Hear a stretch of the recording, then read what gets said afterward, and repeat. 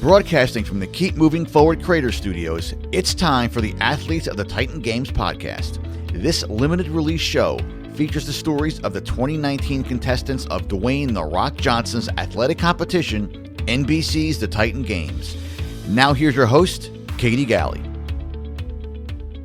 Hi everyone, and welcome to the Athletes of the Titan Games podcast. I'm your host, Katie Galley.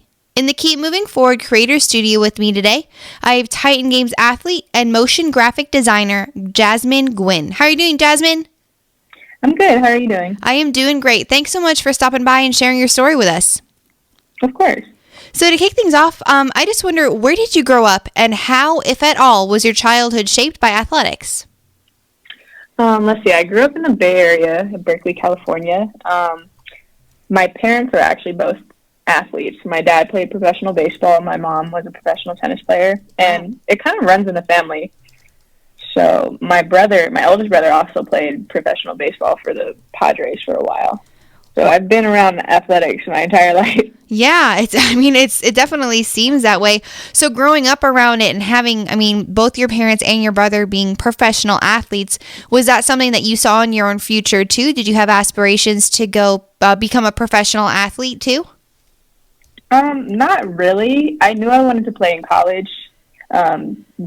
Becoming a professional athlete, it just didn't really seem like it was totally my thing. I guess that's why I chose to go to art school, because I knew kind of what I wanted my career to be. Yeah. So then I just decided, yeah. Yeah. So how early on then, when did you kind of find art or decide that you wanted to go into graphic design and decide to go to school for it? Well, I had been immersed in the art world from like a young age. My parents and grandparents, they would always just give me colored pencils, canvases, drawing books, everything, like for Christmas, birthdays. Whenever they wanted to get me a gift, that's what they would give me. And then I realized, like in middle school, that I could just copy whatever I saw, and I kept doing it throughout high school. I would just sit in class while my teacher was giving a lecture, and I would draw my teacher while I was listening. And it was just my way of focusing, and it was very therapeutic to me. So wow. I just decided, I was like, I'm going to go to art school, and I'm going to go to the only one in the NCAA so I can also play sports. Oh, wow. That is really cool. So finding this passion for art, but then also wanting to continue and wanting to be that collegiate athlete. So when you knew you wanted to do that, you wanted to go to school, you wanted to become be an artist, and you also wanted to compete at the collegiate level, coming up on high school and then looking forward to college. How did you decide what school you wanted to go to and what sports that you wanted to play? So basically, my entire family went to UC Berkeley, so I was on a track to go to Cal as well. Literally, my mom, my dad, both of my brothers, my uncle, like my aunt, everyone. It was kind of like a family legacy thing. So I don't know. I had the grades for it. I got nearly a perfect score on the SAT and the math portion, and I was going to go into engineering. And I just decided that when I was just drawing my teachers, I was thinking, like, what's my passion really? Like, what do I really want to do, and what do I want to get out of my life? And that's when I decided, okay, let me look at something else. Let me look at something that's actually going to fulfill me. And I saw my dad at the time, he was coaching at Academy of Art University, baseball. And that was when I was first introduced to the school. And I found out they had a basketball team and a track team. And I was like, okay, let's do this. I was recruited in both. Both the track and basketball coaches wanted me, so I came in my first year on a dual scholarship. Wow, man! So, that is incredibly impressive to be a dual sport athlete at the collegiate level and also have that opportunity to pursue that career, that degree that you wanted to attain. So then when you were applying to school and you got the dual sport a scholarship, was that then in your mind, obviously you loved playing sports, but was that in your mind then the way to go to art school and so have a way to pay for art school, or did you really did you finish your career as a collegiate athlete in both sports as well? Yeah, I finished my career in both sports. That was actually the biggest incentive to go to the school. Wow. Because they were I was recruited by Division I's across the country. I was a top top 50 national basketball player, and I was the only student at my school to go to the state championship in high school in both sports. So I was actually a highly recruited athlete coming out of high school. But the incentive to go to art school, which was a Division II school, was because I was able to do both sports and I was able to do art. So it was all three of my passions in the same thing in the same school. So yeah, that was pretty much what sold my decision. Yeah, and that's amazing to have that opportunity. And so having this love of art too, paired with your love of sports, and knowing that you wanted to go to an art school, did you know that you already wanted to be a graphic designer, or were you trying out different areas in the realm of art to see which one you really gravitated towards? So I studied 3D animation. That was what my degree is in. And what I'm doing now, motion design, it's basically a mix between animation and graphic design. Mm-hmm. And it's pretty much all the arts combined into one. I have to know how to do art direction. I have to know graphic design. I have to know animation and all aspects of it. So I came in knowing I wanted to do animation. And because what I want to do with it is eventually I want to tell stories that help underprivileged youth and have hope, because I think the best way to give hope is through the media, and I want to help do that. Yeah, absolutely. And so where did that passion take form, wanting to tell stories and help underprivileged children? I guess it developed because I remember when I was having a hard time growing up, because I was actually criticized a lot just because my skin was a little bit darker than everyone else's. As a brown-skinned woman, like, growing up, it was actually difficult. People thought I was adopted because my mom was lighter than me. Mm-hmm. And I remember going to the movies and just being immersed in the movies and seeing those films, and they really had a big impact on me, and they really gave me the magic that I needed in my world, and I want to do that for someone else. Yeah. So having that inspiration, drawing on your own experiences, and then utilizing them to catapult you forward, and using that as a passion to drive what it is that you're going after. Yeah. So when clearly you had this desire to go on and, finding motion graphic design and wanting to get into that field. So when you did graduate from college, being this dual sport athlete and knowing though you were about to enter into this career as an artist, how difficult was that transition for you from graduation when you were no longer playing those two sports? Or did you also try and continue? Did you actually develop that desire to become a pro athlete, or did your athletic career come to a close? And if it did, how difficult was it to manage that transition into like the real world? Honestly, it was probably the most difficult thing I experienced. I didn't end my career because I wanted to. Yeah. I got hurt in my last game of my college career on basketball. And so what happened was I redshirted 1 year for track, so I would have an extra year after my basketball eligibility was up.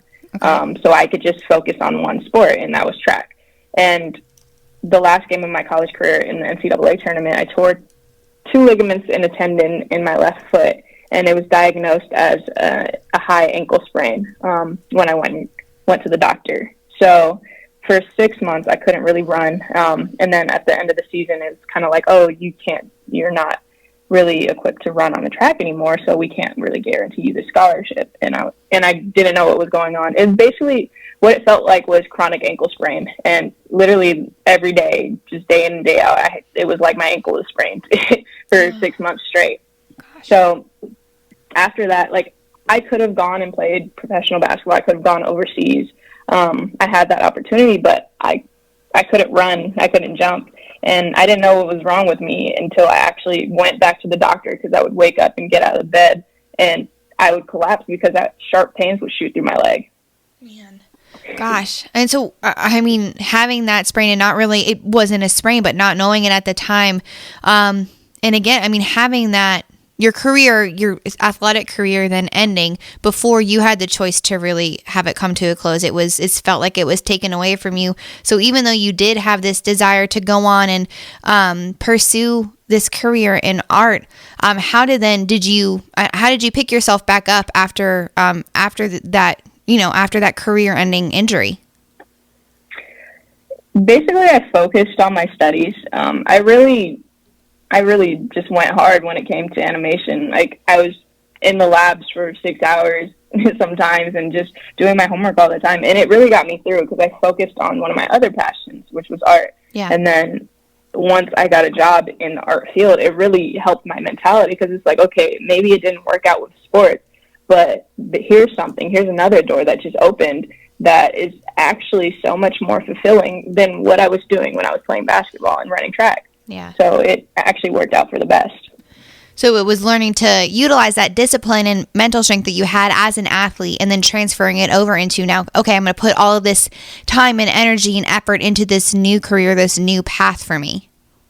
Oh, yeah, because I was using so much time just focusing on sports, like playing two sports at the collegiate level, it's no joke. Like, yeah. I was waking up at 4 o'clock in the morning because I had 6 a.m. weights, and then I would go to basketball practice from 8:30 to 12, and then I would go to track practice from 1 to 3:30, and then I would have class 7 p.m. to 10 p.m. Jeez. And I would still find extra time to go to the gym after I got home. So I would be in the gym literally from like 11 p.m. to 1 a.m., and I was not getting any sleep. So once that was taken away from me, I was able to focus all that energy I had, because I had a ton of energy after that. Yeah. Like, it was, so. Yeah, I imagine. I was like, yeah. I was a zombie for a while, but once I had all that energy back, I could really focus on something else. Yeah. And so when you had that, I mean, getting that energy back and realizing, okay, now I can utilize this time in a different way. I can create a discipline in a different field. When you realized that and kind of had that switch flipped in that direction, how did it catapult you on this trajectory that you're on now and end up as this motion graphic designer? Well, it was really, the decisions I made for myself were actually really good. So I took an extra class after I graduated so I could catch up with all the time I missed in school, and I really focused on that. I had teachers that are currently animators at Pixar, and they were actually helping me fulfill my potential. And just basically like them motivating me and seeing the potential in me actually helped me feel more confident about my animation skills.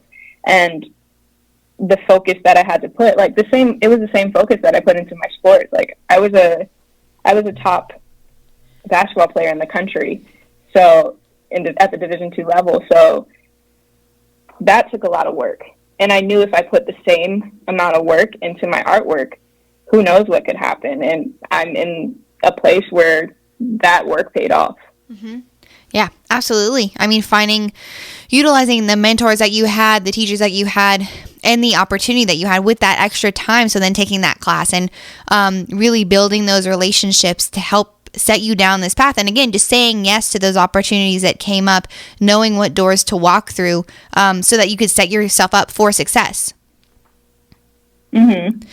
So, I mean, from there, so now you're on this path going full force to become a motion graphic designer and getting immersed in this field, but still having, clearly having that love for sports. So how did this opportunity come up to be a contestant on this season's Titan Games? Well, I guess after I went back to the doctor, when I found out, like the 6 months later, when I found out I had actually torn things, I guess I was kind of moping around because, like, I guess it made me really realize that I was hurt. I had never been injured in my career like that. I had never had a serious injury. And the doctor was like, yeah, you could just do rehab and maybe you'll be able to walk without pain. So I took that and I really owned it. I was like, I'm going to be back and I'm going to be better. Mm-hmm. And my brother came to me one day when I was just sitting around in my room. I was still moping from the diagnosis. And he told me, he was like, you need to get up and get in the gym. I'll train you. So my brother, he trained me for the Titan Games. He was rehabbing off of an Achilles rupture, so he knew the work that it would take to get back. And he really just got me ready for the show. And I guess it came into play. I didn't know it was going to happen. I basically just saw Dwayne Johnson's Instagram, and there was this ad saying the Titan Games is looking for women, and I was like, oh, that looks fun, I'm back working out, whatever. I didn't think it was a big deal, so I submitted an application. It was just a quick like online thing that anyone could fill out. And I got a call back like a month or two later and was like, hey, like we liked your application. Can we do an interview? And I was like, okay, sure. So we did that interview, and then they pitched me to the execs, I guess. And then they're like, oh yeah, the execs really liked you.